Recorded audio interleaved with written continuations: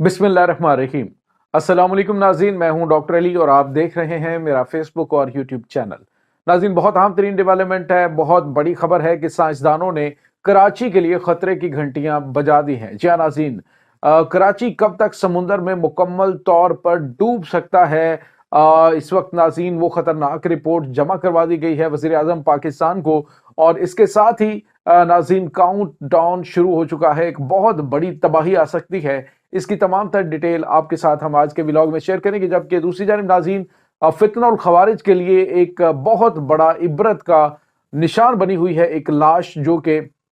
गुज़िश्ता 2 दिनों से जो गुलाम खान बॉर्डर है वहां पर, पाक अफगान बॉर्डर, गुलाम खान वहां पे पड़ी हुई है। ये लाश किसकी है? जिसके बाद फितना और खवारिज की बड़ी तादाद जो है वो अपने तमाम जो दहशतगर्द कैंप्स हैं उनको छोड़ना शुरू हो चुकी है। नाज़रीन, इसकी तमाम तर डिटेल्स आज के इस व्लॉग में आपके साथ हम शेयर करेंगे। वीडियो की तफसील में जाने से पहले अगर आपने हमारे इस चैनल को सब्सक्राइब नहीं किया हुआ तो आपसे गुजारिश है, काइंडली इसको सब्सक्राइब कर लें और बेल आइकन को जरूर दबा दें ताकि हमारी आने वाली वीडियो सबसे पहले आप तक पहुंच सकें। नाज़रीन, हम आपके शुक्रगुजार हैं जो आप हमारे व्लॉग्स को देखने के लिए वक्त निकालते हैं और कमेंट सेक्शन में अपनी मोहब्बतों का इजहार भी करते हैं। नाज़रीन, इस वक्त आपको पता है कि पूरी दुनिया के अंदर बहुत ही गैर मामूली चीज़ें वकूअ पज़ीर हो रही हैं। जिस तरह से अमेरिका में आपने रिसेंटली देखा कि शदीद सर्दियां की जब औस भी पड़ रही होती है, ठंड भी पड़ रही होती है, तो ऐसे में ऐसी खौफनाक जंगलाती आग के जिसने पूरे का पूरा दुनिया का महंगा तरीन जो शहर है और उससे मुंसलिक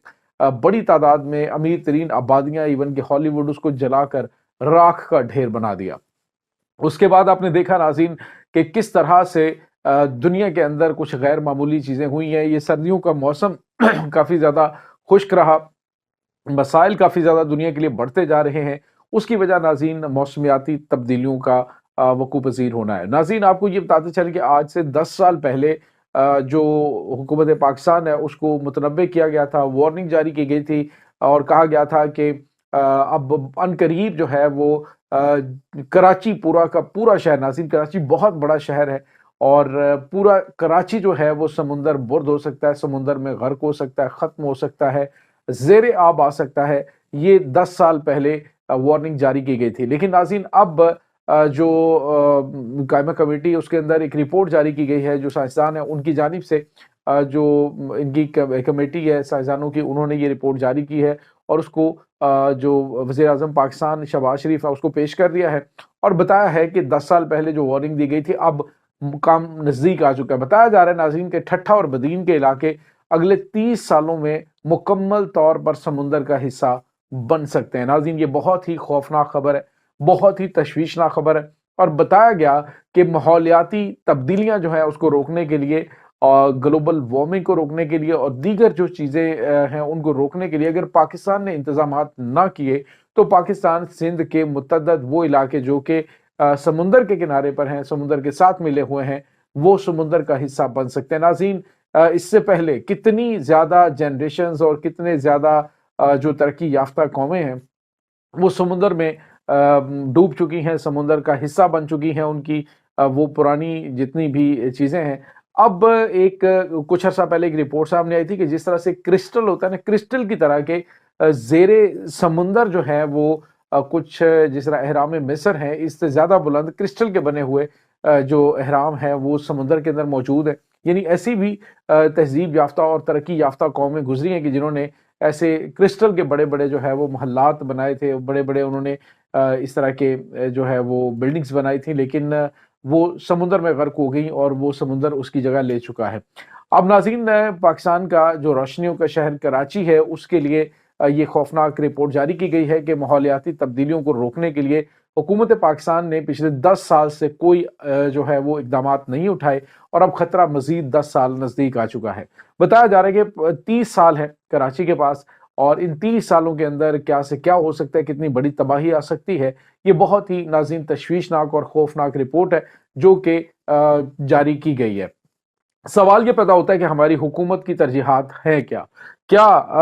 उनकी तरजीहात सिर्फ़ और सिर्फ़ अपनी जेबें भरना? क्या उनकी तरजीहात सिर्फ़ और सिर्फ़ जो है वो अपने आप को एक जो ऐसी कौम है जो कि कर्ज़ों में डूबी हुई है, लोगों का मयार ज़िंदगी दिन ब दिन बदतर होता जा रहा है, महँगाई का ग्राफ़ बढ़ता जा रहा है, تو ایسے میں ان کی ترجیحات نہ تو مہنگائی روکنے میں ہے، نہ ان کی ترجیحات پاکستان کو یہ جو ماحولیاتی تبدیلیاں ہیں اس سے نمٹنے میں صرف کی جا رہی ہیں، بلکہ عالمی سطح پہ بھی اس بات کا اقرار کیا گیا کہ پاکستان ماحولیاتی تبدیلیوں سے متاثر ہونے والے ممالک میں اہم ترین ملک ہے۔ حالانکہ پاکستان کا گلوبل وارمنگ کے اندر اتنا حصہ نہیں ہے جتنا کہ دیگر مغربی ممالک، امریکہ اور دیگر جو ممالک ہیں ان کا ہے۔ تو یہ ناظرین اب رپورٹ جو ہے اس نے خطرے کی گھنٹیاں بجا دی ہیں، اور پاکستان ہے تو ڈیفینیٹلی ہم ہیں، اس کے لیے ہنگامی بنیادوں پہ، جنگی بنیادوں پہ عالمی اداروں کے ساتھ مل کے پاکستان کو بہت ہی سالڈ سٹیپ لینے کی ضرورت ہے، ادروائز بہت زیادہ دیر ہو جائے گی۔ شاید حکمران یہ سمجھتے ہیں کہ میں تو 5 سال کے لیے ہوں اور میرا 5 سال کی دہاڑی لگے گی اور پھر میں جو ہے وہ آگے چلا جاؤں گا، شاید دوبارہ موقع ملتا ہے یا نہیں، لیکن اس ملک کو جتنا چاہے کھانا ہے وہ کھا لو۔ ناظرین کھائیں یہ ملک کو، پچھلے